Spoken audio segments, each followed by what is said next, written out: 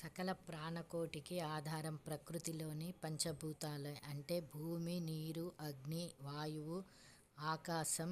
ఈ పంచభూతాలకు అధిపతి పరమేశ్వరుడే. అందుకే స్వామి భూతనాథుడయ్యాడు. ఈ రూపాలతోనే 5 ప్రాంతాల్లో స్వయంభూగా కొలువుతీరాడు. పంచభూత స్థల 5 ప్రాంతాల స్వయం పిలిచేటువంటి మహిమాన్వితమైన క్షేత్రాలే ఏకాంబరేశ్వరం, జంబుకేశ్వరం, అరుణాచలం, చిదంబరేశ్వరం, శ్రీకాళహస్తీశ్వరం. భూమి, జలం, అగ్ని, ఆకాశం, వాయువుకు ప్రతిరూపాలైన ఈ ఆలయాల్లో ఒక్కచోట మాత్రమే నీలకంఠుడు ప్రాణమున్న శివలింగంగా వెలిసి పూజలు అందుకుంటున్నాడు. అదే శ్రీకాళహస్తి. శ్రీ అంటే సాలీడు, కాలం అంటే సర్పం, హస్తి అంటే ఏనుగు అని అర్థం.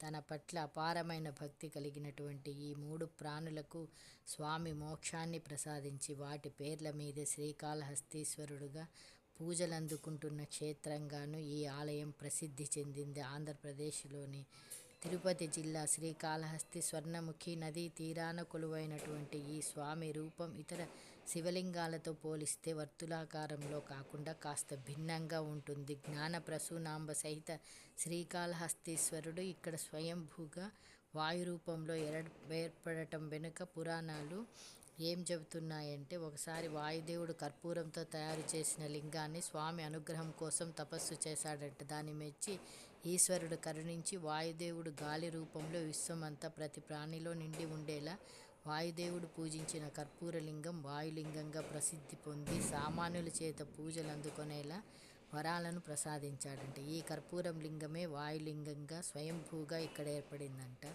పార్వతీదేవి జ్ఞాన ప్రసూనాంబగా పూజలు అందుకోవడం వెనుక ఒక కథ ప్రాచుర్యంలో ఉంది.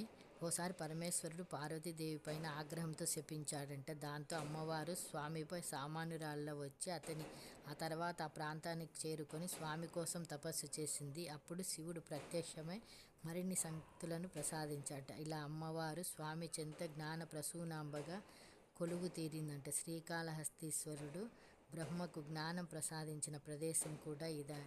అలాగే వశిష్ఠుడు, సాలెపురుగు, సర్పము, వాయువు, ఏనుగు, బోయవాడు అయిన కన్నప్ప యాదవరాజులు స్వామి అనుగ్రహంతో మోక్షాన్ని అందుకున్నారని అంటారు. ఒకప్పుడు కన్నప్ప అనే వేటగాడు నిత్యం స్వామిని కొలిచేవాడు. ఇక్కడ అతడి భక్తిని పరీక్షించి ఓ రోజు స్వామి తన కంటి నుంచి నెత్తురు కార్చాడట. అది చూసిన కన్నప్ప వెంటనే తన కన్ను పీకి స్వామి కంటికి అతికించాడంట. స్వామి రెండో కంటి నుంచి నెత్తురు కారడంతో కన్నప్ప ఏమాత్రం సందేహించుకోకుండా తన రెండో కంటిని పీకి స్వామికి అమర్చాడంట. ఆ భక్తికి మెచ్చి ఈశ్వరుడు ప్రత్యక్షమై కన్నప్పకు ముక్తిని ప్రసాదించాడని కథ.